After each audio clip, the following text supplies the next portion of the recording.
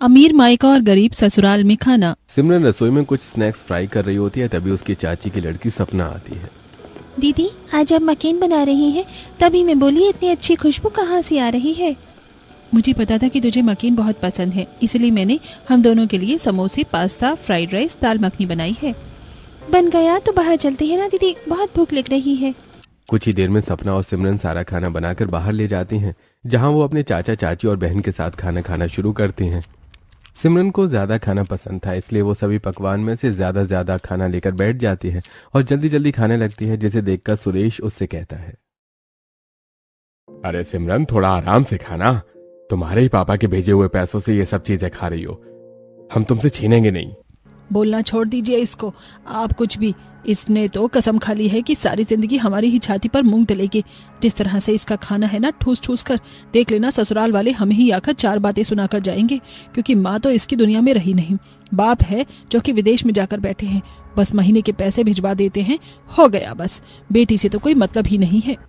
अपने चाचा चाची की बातें सुनकर सिमरन जिसने आज अपनी पसंद की डिशें बनाई थी, वो आधा अधूरा खाना खाकर उठ जाती है और अपनी दोस्त से मिलने उसके घर जाती है। इसी तरह कुछ दिन बीत जाते हैं और एक दिन उसके पिता का फोन आता है और वो अकेले में अपने पिता से काफी देर बात करती है, पर अपने चाचा चाची की कोई शिकायत नहीं करती। पापा, आप कब आओगे? मेरी पढ़ाई भी पूरी हो गई है। आप 5 साल में बस एक बार आते हो। आपको पता है मुझे आपकी कितनी याद आती है। अरे बेटा, मुझे भी तेरी बहुत याद आती है और मैं विदेश में तेरी ही खातिर तो काम कर रहा हूँ, ताकि तू इंडिया में महारानी की तरह रह सके। वैसे तेरे चाचा चाची तुझे कुछ कहते तो नहीं है ना? तेरी सारी ख्वाहिशें पूरी तो करते हैं ना? हाँ पापा, चाचा चाची मुझे सपना की तरह प्यार करते हैं, किसी भी चीज में कोई कमी नहीं करते। और जब आप आते हो तो अपनी आंखों से देख तो लेते हो। बस अब आप जल्दी आ जाओ। हाँ बेटा, जल्दी आऊंगा, बस एक बार अपने चाचा से बात करवा दे। अपने पिता के कहने पर सिमरन अपने चाचा जी को फोन देती है। हाँ भैया, क्या हुआ? आप आ रहे हैं क्या? वैसे हमारी सिमरन बड़ी हो गई है, पर मैं आपका इंतजार कर रहा हूं ताकि आप आए तो उसकी शादी के लिए सोचे। अरे भाई, तूने तो मेरे मुंह की बात छीन ली। मैं भी तुझे यही बात करने के लिए फोन किया था। मेरा टाइम पीरियड बढ़ चुका है, तो मैं इस साल शायद ही आ पाऊं, और मैं आऊं या ना आऊं, मैं चाहता हूं कि मेरी बेटी की शादी सही उम्र पर हो जाए। इसलिए तुम मेरी बेटी के लिए किसी अमीर घर का रिश्ता देख ले। जितने दहेज और पैसे की जरूरत हो मुझे बता देना, मैं भिजवा दूंगा। सुरेश से बात करके सिमरन के पिता फोन रख देते हैं, जिसके बाद सुरेश आशा से अकेले में बात करता है। मेरा भाई विदेश में बैठकर नोट छाप रहा है, कह रहा है उसकी बेटी की शादी किसी अमीर घराने में करो, पैसे की कोई दिक्कत नहीं है, मैं जितने मांगूंगा उतने भिजवा देगा। एक अपने भाई को देख लो, जिसकी रहमो करम पर हम पल रहे हैं। आप तो कुछ काम करते नहीं, यहाँ बैठकर बस अपने भाई के दिए पैसों को उड़ाते हो। सुनिए जी, हमारी भी बेटी है। भाई साहब तो सिर्फ अपनी बेटी की शादी में पैसा खर्च करेंगे, पर हमें अपनी भी तो बेटी की शादी करवानी है। एक काम कीजिए, भाई साहब को छूट कह दीजिए कि उसकी बेटी की शादी अमीर घर में हो रही है, और बदले में उनसे मोटी रकम ऐंठ लेना, और हम उन पैसों से अपनी बेटी की धूमधाम से अमीर घर में शादी करवा देंगे, और इस कलमुही की किसी गरीब घर में करवा देंगे। भाई साहब को क्या ही पता चलेगा। मोटी बुद्धि, कल को भाई साहब आएंगे तो तुम्हें पता क्या लगता है कि अपनी बेटी से नहीं मिलेंगे? अरे देखा है ना तुमने, सिमरन कितना ठूस ठूस कर खाती है, खाने के मामले में कोई कॉम्प्रोमाइज नहीं करती है। हम इसके पिता से झूठ कह देंगे कि तुम्हारी बेटी बदतमीज है, ससुराल वालों का कारोबार डुबो दिया और गरीब हो गई। देखिए जी, हमें इस वक्त अपनी बेटी का फ्यूचर देखना है। कहानी तो हम बना ही सकते हैं, और एक बार शादी हो गई तो भाई साहब क्या ही उखाड़ देंगे। इस तरह आशा और सुरेश मिलकर अब सिमरन के लिए जानबूझकर गरीब घर का रिश्ता देखने लगते हैं। ऐसे ही एक दिन सिमरन अपनी बहन के साथ रसोई में खड़ी होकर कुछ सब्जियां काट रही होती है। दीदी, तुम तो सब कुछ बनाना जानती हो, तुम शादी करके चली जाओगी तो मैं किसके हाथों का रोज रोज तरह का पकवान खाऊंगी? मैं इतनी जल्दी कहीं नहीं जाने वाली, और जाने से पहले तुझे खाना बनाना सिखा कर जाऊंगी। अब जल्दी से कटोरी में रखा चावल धो दे, आज मैं पुलाव बनाने वाली हूँ। अब सिमरन जल्दी से सब्जी काटकर कढ़ाई में सब्जी भूनती है और सब्जी बनने के बाद रसोई में खड़ी होकर पूड़ियां तलनी शुरू कर देती है। कुछ देर में पूरा परिवार खाने के लिए डाइनिंग टेबल पर आता है और हमेशा की तरह आज भी सिमरन सभी को खाना देकर अपने लिए 10-10 पूरी और पुलाव, काफी मात्रा में रायता, जूस लेकर बैठ जाती है, जिसे देखकर एक बार फिर आशा मुंह बनाती हुई उससे कहती है, देख लो जी, इसके पिता कह रहे हैं इसके लिए हम लड़का देखें। अरे ससुराल में भी क्या तू ऐसे भर भर के खाएगी? सोचा भी है तूने कभी कि तेरे ससुराल वाले क्या कहेंगे? ए बेटा, हम तुझे किसी भी चीज को खाने में रोक टोक नहीं करते, पर इतना ज्यादा खाना खाना सही नहीं है। अगर तुम मोटी हो गई तो तुमसे शादी कौन करेगा? तेरे पिता 5 साल बाद आएंगे अब, और उन्होंने हमसे कहा है कि हम तेरे लिए लड़का देखें, वो भी कोई मिडिल क्लास का, क्योंकि अमीर घर का लड़का तो तुझसे शादी करने से रहा तेरी इन हरकतों को देखकर। अपने चाचा चाची का ये बर्ताव देखकर सिमरन को काफी बुरा लगता है और वो अधूरा खाना खाकर उदास अपनी दोस्त के पास जाती है, जो शादी के बाद पहली बार अपने मायके आई थी, और सारी बात उसे बताती है। खाने में मुझे 10 तरह की वैरायटी मिलती है, पर मैं कभी भी पेट भर के नहीं खा पाती। चाचा चाची क्या ऐसे ही होते हैं? और मुझे पता है मेरे पापा विदेश से इतना पैसा भेज रहे हैं, पर फिर भी वो लोग मेरी शादी किसी गरीब घर में करना चाहते हैं। उनका कहना है कि अगर मैं मोटी हो गई तो ज्यादा खाना खाऊंगी तो अमीर घर के लोग मुझसे रिश्ता तोड़ देंगे और उन्हें खरी खोटी सुनने को मिलेगी। मेरी जगह गरीब घर में ही है। देख, सबके चाचा चाची बुरे ही होते हैं, बस तेरे चाचा चाची थोड़े कम बुरे हैं। और ये अमीर गरीब परिवार की बात तो किस्मत पर छोड़ दे, वैसे भी अमीर से अच्छे गरीब लोग होते हैं। मैंने भी गरीब घर में ही शादी की है, जबकि मैं भी कितनी अमीर हूँ। तुझे पता है मेरे ससुराल वाले बहुत अच्छे हैं। मैंने गरीब घर में लव मैरिज करके बिल्कुल सही फैसला लिया। अब सब लोग मुझसे बहुत प्यार करते हैं। मेरी मानो तो तू भी गरीब घर में ही शादी कर ले, तुझे वहाँ प्यार और इज्जत दोनों मिलेगी। माँ के गुजर जाने के बाद सिमरन को वो प्यार नहीं मिला था जो वो चाहती थी, इसलिए जब कविता उसे शादी के लिए समझाती है तो वो रिश्ते के लिए हाँ कर देती है। समय गुजरता है और बहुत जल्द आशा सिमरन का रिश्ता पवन नाम के लड़के से तय कर देती है। समय गुजरता है और बहुत जल्द सिमरन और पवन की शादी हो जाती है, और जब वो अपने ससुराल जाती है तो सभी घर वाले उसका गृह प्रवेश करवाते हैं और उसके साथ बहुत प्यार से पेश आते हैं। माँ जी, सच कह रही थी आप, मेरी होने वाली देवरानी तो किसी राजकुमारी से कम नहीं। सच में भाभी, आप बहुत सुंदर लग रही हैं। आप बहुत थक गई होंगी ना। चलिए मैं आपको आपके कमरे तक छोड़ देती हूँ। आपको पता है आपका पूरा कमरा मैंने सजाया है। आप मुझे चलकर बताना कि आपको आपका कमरा कैसे लगा। काजल बड़ी खुशी के साथ अपनी भाभी को उनके कमरे तक ले जाती है। कुछ देर में पवन कमरे में आता है और काजल अपने कमरे में सोने के लिए चली जाती है, और सोने से पहले सिमरन और पवन कुछ बातें करते हैं। मेरे मन में बहुत सारे सवाल हैं, क्या मैं पूछ सकता हूँ? दरअसल तुम इतने अमीर घर की और हम गरीब घर से, फिर तुम उस गरीब से शादी करने के लिए तैयार क्यों हो गई? क्योंकि मेरी दोस्त कहती है अमीर से अच्छे होते हैं गरीब लोग, और शादी से पहले मुझे वो प्यार नहीं मिला जो मैं चाहती थी। सोचा क्या पता शादी के बाद वो प्यार और मान सम्मान मिल सके जिसकी मैं हकदार हूँ। इस तरह पवन और सिमरन काफी सारी बातें करके अपनी गलतफहमियों को दूर करते हैं, और अगली सुबह सिमरन की पहली रसोई होती है और वो अपनी पहली रसोई के लिए काफी एक्साइटेड होती है। इसीलिए वो रसोई में काफी सारी सब्जियां, दाल, चावल, पनीर, छोले, मैदा, सूजी, दूध निकाल कर रख लेती है, और जब आटा गूंथने लगती है तो वहां पूजा और काजल आती हैं, जो पूरी रसोई में पहले सामान देखकर हैरान हो जाती हैं। अरे सिमरन, आज तुम्हारी पहली रसोई है और तुमने रसोई का सारा सामान बाहर निकाल के रखा है। हमारे घर में सिर्फ 7 लोग हैं, 17 नहीं। पता है दीदी, पर आज मेरी पहली रसोई है, इसलिए मैंने खाने में खीर, हलवा, पूरी, पनीर, पकौड़े, चावल, दाल जैसे कई तरह के पकवान बनाने का सोचा है। भाभी, हम जानते हैं कि आप बहुत उत्सुक हैं अपनी पहली रसोई को लेकर, पर हम इतने अमीर नहीं जो रोज 56 भोग खा सकें। हमारे घर में साधारण खाना बनता है, तो आज आप अपनी पहली रसोई में सिर्फ पूरी सब्जी बना लो और मीठे में थोड़ा सा हलवा। अपनी जेठानी और नंद की बात सुनकर सिमरन उदास हो जाती है। ठीक है, अगर इस घर में ज्यादा पकवान नहीं बनते तो जो बनता है मैं वही बना देती हूँ। सिमरन उदास होकर आटा गूंथकर उसे रख देती है और बाहर निकला हुआ सारा सामान एक एक करके फिर से रसोई में भरने लगती है। और जब उसकी नंद और जेठानी रसोई से बाहर चली जाती है तो वो खुद से कहती है, कविता तो कह रही थी कि गरीब ससुराल अमीर ससुराल से काफी अच्छा होता है, पर यहाँ तो पहले ही दिन इन लोगों ने मेरे खाने बनाने पर रोक टोक लगा दी। अब अकेली सिमरन रसोई में खड़ी होकर खाना बनाती है। कुछ देर में सभी को अपने हाथों से खाना परोसती है, जिसमें पूजा उसकी मदद करती है। सिमरन, तुम भी हमारे साथ बैठ जाओ, तुम्हें खाना मैं लगा देती हूँ। बहू, हमारे घर में सारी बहू और बेटी एक समान होती है। तुम भी बैठ जाओ चटाई पर और हमारे साथ खाना खाओ। पापा, भाभी को डाइनिंग टेबल पर खाने की आदत है। भाभी, आप एक काम करो, घर में जो छोटा सा टेबल रखा है ना, आप उस पर खा लो। अरे नहीं, ऐसा बिल्कुल नहीं है। मैं तो अपनी चाची से छुप छुप कर कमरे में ऐसे ही खाती थी, कभी बेड पर तो कभी जमीन पर, मुझे आदत है। इस तरह सिमरन अपने पूरे परिवार के साथ बैठकर खाना शुरू करती है और वो खाने में सिर्फ 2 पूड़ी और थोड़ी सी सब्जी लेती है, जिसे देखकर सिमरन का जेठ हंसते हुए कहता है, अरे सिमरन, ये क्या, तुम तो 5 साल के बच्चे से भी कम खाना खाती हो। अरे तभी तो मोटी नहीं हो पा रही हो। शादी के बाद लड़की थोड़ी मोटी अच्छी लगती है।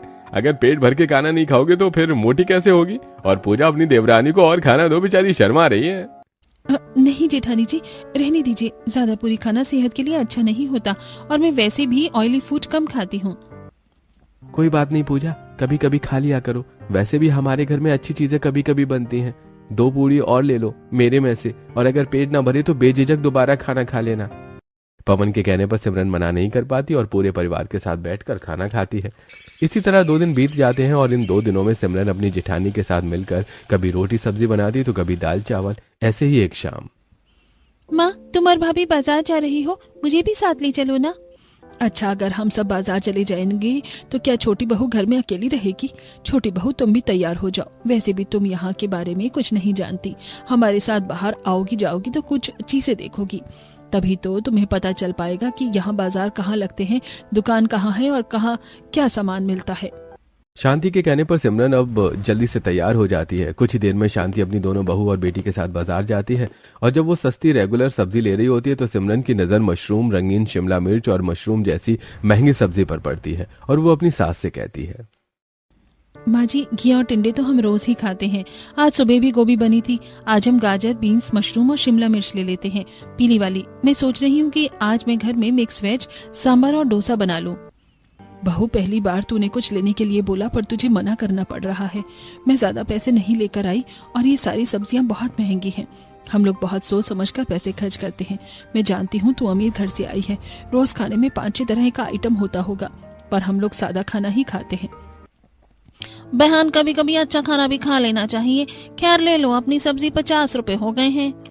अपनी सास को सस्ती सब्जियां लेते देख और मना करने पर सिमरन का मुंह बन जाता है और वो मन ही मन खुद से कहती है, मेरा तो मायका और ससुराल एक जैसा ही है, बस फर्क इतना है कि मायके में मैं 10 तरह का पकवान बना सकती थी पर खा नहीं सकती थी, और यहाँ पेट भर कर खा सकती हूँ पर बना नहीं सकती। मुंह बनाकर उदास सिमरन घर आती है और घर आते ही अपनी जेठानी के साथ एक तरफ रोटी तो दूसरी तरफ सब्जी बनाने लगती है। क्या हुआ सिमरन, जब से तुम बाजार से आई हो तो तुम्हारा बड़ा मुंह उतरा सा है।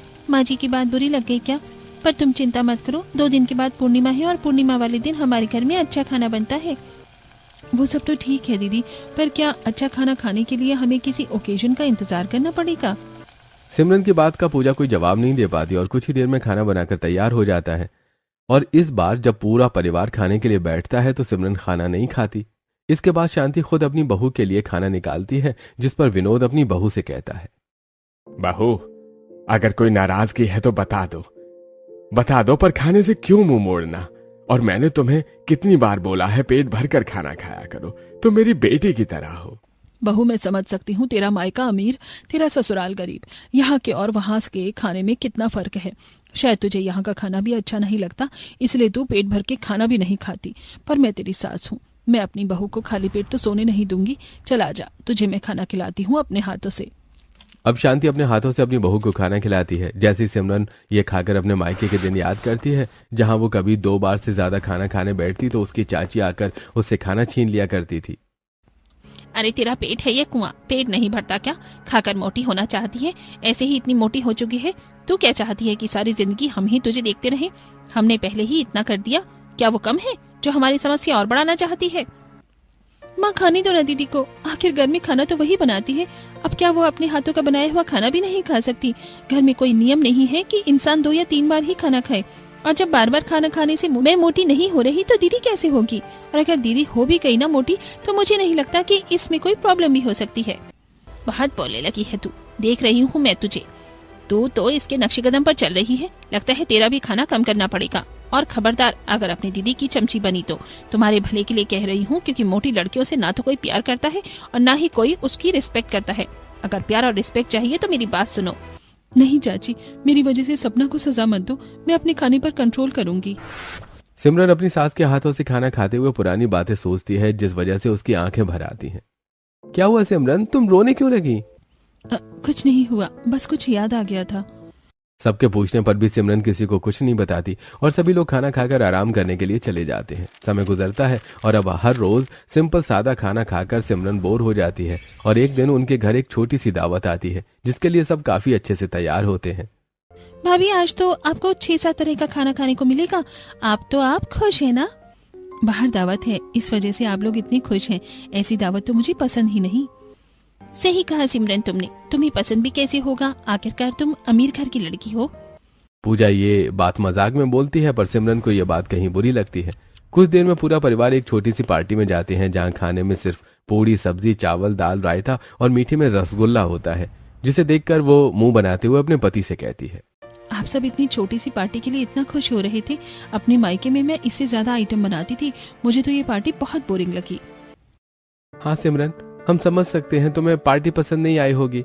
तुम्हें तो बड़ी बड़ी पार्टी देखने की आदत होगी, पर हम गरीब लोगों के लिए छोटी सी पार्टी भी बहुत बड़ी है। हर बार की तरह इस बार भी अपने पति की बात सुनकर सिमरन का मूड खराब हो जाता है। कुछ दिन में पूरा परिवार पार्टी एंजॉय करके घर आते हैं और इसी तरह कुछ दिन बीत जाते हैं। और एक दिन सिमरन अपनी दोस्त से फोन पर बात करते हुए अपने ससुराल वालों की चुगली कर रही होती है। क्या तूने मुझसे झूठ कहा था? गरीब फैमिली कभी भी अपनी बहू को वो इज्जत नहीं दे सकती। मेरा ससुराल तो मेरे मायके की तरह ही है, बस फर्क इतना है कि वहाँ मेरी चाची मुझे 56 भोग बनाने देती थी, बस खाने नहीं देती थी, और यहाँ पर जबरदस्ती मेरे मुंह में ठूसते हैं, पर मुझे मेरी मर्जी का कुछ बनाने नहीं देते। अरे यार, ऐसा क्यों बोल रही है? गरीब परिवार कैसे एक वक्त का खाना कैसे जोड़ते हैं वो उसे ही पता होता है। तो और कैसे बोलूं यार, मैं समझती हूँ मेरा परिवार गरीब है, पर क्या हम 3-4 तरह का खाना नहीं बनाकर खा सकते? तुझे पता है, अच्छा खाना खाने के लिए हमें किसी दिन का इंतजार करना पड़ता है। किसी का बर्थडे हो, पार्टी हो, पूजा हो, कोई फेस्टिवल हो, तब इस घर में कुछ अच्छा बनता है, और अच्छे के नाम पर सिर्फ 2 या 3 तरह का आइटम। परेशान हो गई हूँ मैं तो। सिमरन जब अपनी दोस्त से फोन पर अपने ससुराल वालों की बुराई कर रही होती है तो कमरे के बाहर राहुल, पवन और काजल सिमरन की बातें सुन लेते हैं। मैंने कभी सोचा भी नहीं था कि भाभी इस तरह हमारी बुराई करेंगी। काजल, उसकी बातों को दिल पर मत ले। जानती है ना, वो बड़े घर से आई है और उसके पापा भी उसके साथ नहीं रहते थे। तुम लोगों ने शायद ध्यान नहीं दिया, पर बेचारी सिमरन अपने मायके में भी परेशान थी, और यहाँ शायद उसे उसके मनपसंद का खाना खाने को नहीं मिल रहा। शायद इसीलिए वो अपने गरीब परिवार से भी परेशान हो गई है। हमें उसकी परेशानियों को समझना चाहिए। भैया सही कह रहे हैं, अपनी भाभी को थोड़ा समय दो, वो हमें और हमारी मजबूरी को समझने लगेगी। राहुल के समझाने पर काजल इस बात को समझ जाती है और किसी से कुछ नहीं कहती। इसी तरह कुछ दिन बीत जाते हैं और एक रात जब पवन कॉपी पेन लेकर बेड पर बैठकर महीने का हिसाब कर रहा होता है तो वहीं सिमरन को दोबारा भूख लगती है और वो सोने की कोशिश करती है, पर भूख से उसे नींद नहीं आती और उसके पेट से आवाज आने लगती है, जिसे सुनकर पवन को हंसी आती है और वो सिमरन से कहता है, अरे लगता है तुम्हें भूख लगी है, इसीलिए कहता हूँ पेट भर कर खा लिया करो। घर में खाना रखा है, कहूँ तो मिला दूं? आप खाना लेकर आओगे? पर आपको पता है मैंने 3 टाइम का खाना खा लिया है। तो क्या हुआ अगर 3 टाइम का खाना खा लिया है? तो तुमने कोई नियम बना रखा है क्या कि पूरी दिन में 3 बार खाना खाओगे या 4 बार नहीं? अरे इंसान को जब भूख लगेगी तब वो खाएगा। हम भले ही तुम्हें 56 भोग न खिला सके, पर पेट भर कर खाना तो खिला ही सकते हैं ना। मैं अभी तुम्हारा खाना लाता हूँ। आप सब बस अच्छी और बड़ी बातें करना जानते हैं। जो मेरा खाने का दिल होता है वो तो कोई खाने नहीं देता। आप लोगों से अच्छी तो मेरी वो बुरी चाची थी, कम से कम मुझे मेरी मर्जी का खाना तो बना लेने देती थी। अगर मैं मोटी हो गई तो आप मुझे छोड़ दोगे और मेरी चाची से मेरी शिकायत कर दोगे कि मैं कितना खाती हूँ। हे भगवान, तुम्हारे दिमाग में कितनी सारी बेतुकी बातें हैं। ऐसा कुछ नहीं है जैसे तुम सोच रही हो। ये देखो, मैं और भैया जो कमाते हैं वो सब कुछ घर के राशन, बिजली बिल, पानी का बिल, काजल के कॉलेज की फीस, पापा की दवाइयाँ, इन सब में चला जाता है, और जो पैसा बचता है उसे हम सेविंग करते हैं। अब तुम बताओ, इतने कम पैसे में हम महंगे और रोज तरह तरह की चीजें कैसे खा पाएंगे? आप सब इतनी मुश्किल से घर चला पा रहे हैं, मुझे पता ही नहीं। किसी ने मुझे कभी ये सारी चीजें महसूस ही नहीं होने दी। पर ये सब छोड़ो, पर सच सच बताना, आप जानबूझकर मुझे ज्यादा खिलाते हैं ना, ताकि मैं मोटी हो जाऊं और आप मुझे छोड़ सको? मुझे पता है, मेरी चाची ने मुझे बताया है सब कुछ। तुम्हारे मोटे होने की बात, तुम कितनी भी मोटी हो जाओ मैं तुम्हें नहीं छोड़ने वाला, और तुम्हारी चाची से तो बिल्कुल शिकायत नहीं करूंगा। मैं जो सेविंग करता हूँ उसमें से कुछ पैसे निकाल कर तुम्हें कुछ खिला दिया करूंगा। तुम्हारा जब भी जो दिल करे मुझे बता देना, मैं तुम्हारे लिए बाहर से ला दिया करूंगा या तुम्हें बाहर लेकर चला जाया करूंगा। अपनी बीवी को खुशी के लिए इतना तो मैं कर ही सकता हूँ ना। इतना बोलकर पवन उसके लिए खाना लेकर आता है, जिसे पेट भरकर खाकर आराम से सिमरन सो जाती है। इसी तरह कुछ दिन बीत जाते हैं। रख लिया सारा सामान, ध्यान से जाना और कॉलेज के बच्चों के साथ ही रहना। चलो बेटा, मैं तुम्हें तुम्हारे कॉलेज के बाहर छोड़कर वहीं से अपने दोस्त के बेटे की शादी में चला जाऊंगा। काजल पहली बार कॉलेज की तरफ से ट्रिप पर जा रही होती है, जिस पर सिमरन काफी खुश होती है। विनोद अपनी बेटी के साथ घर से चला जाता है। अगले दिन राहुल और पवन भी ऑफिस गए होते हैं। कुछ ही देर में गली में पास्ता चाउमीन बेचने वाला आता है और शांति उससे कुछ कच्ची चाउमीन और पास्ता लेती है, जिसे देखकर उसकी पड़ोसन उससे कहती है, शांति, मैंने तो आज तक तुम्हें कभी नहीं देखा चाउमीन पास्ता लेते हुए। आज सुबह भी तुमने बहुत महंगी सब्जियां ली थी, लेकिन ये सूरज कहाँ से निकल रहा है आखिर? हाँ बहन, मेरी बहू को ये सारी चीजें बहुत पसंद है। बड़े घर की है मेरी बहू। हम गरीबों के घर में कैसे रूखा सूखा खाना खा रही है ये बात वही जानती होगी। आज घर में कोई नहीं है तो सोचा कि बहू की पसंद का कुछ सामान ले लूं ताकि वो बनाकर खा सके। शांति पास्ता लेकर अंदर जाती है और अपनी बहू को देते हुए कहती है, बहू आज घर में ज्यादा लोग नहीं हैं, सिर्फ हम 3 सास बहू हैं, इसीलिए तेरा जो बनाकर खाने का दिल करे बना ले। ज्यादा लोग में ज्यादा चीज बना पाना मुश्किल है ना, इसलिए कभी घर में कोई नहीं रहता तो तू अपनी पसंद का खाना बनाकर खा लिया कर। अपनी सास का ये प्यार देखकर सिमरन को काफी अच्छा लगता है। अब वो रसोई में जाकर कुछ सब्जी काटती है और एक तरफ पास्ता और दूसरी तरफ चाउमीन उबालने के लिए रख देती है। साथ ही वो आटा गूंथकर सभी के लिए पराठे बनाने लगती है। कुछ देर में सिमरन सभी के लिए खाना लेकर आती है।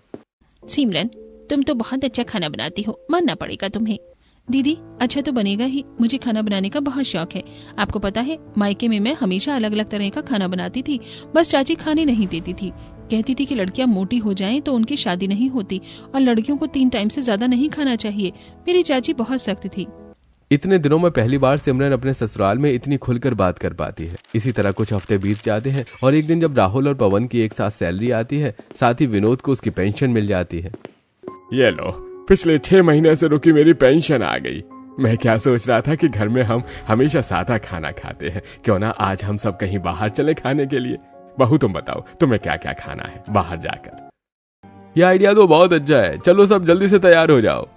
कुछ देर में पूरा परिवार एक साथ तैयार होकर बाहर एक छोटे से रेस्टोरेंट में जाते हैं, जहां सबसे पहले सिमरन अपनी पसंद का खाना ऑर्डर करती है। वेज मेरे लिए cold drink, coffee, Manchurian, rice, chilli potato, आलू नान और कढ़ाई पनीर लगा दो। आप सब क्या देख रहे हैं, आप सब भी ऑर्डर कीजिए ना। हाँ बहू, क्यों नहीं। भैया जो मेरी बहू ने ऑर्डर करा है वही सबके लिए ला दो। लगता है मैंने कुछ ज्यादा ही ऑर्डर कर दिया, मैं कुछ आइटम कम करवा देती हूँ। अरे नहीं सिमरन, बिल्कुल नहीं, आज हमारे पास पैसे हैं। माँ तुम क्यों शर्मा रही हो? काजल ऑर्डर करो जो खाना है।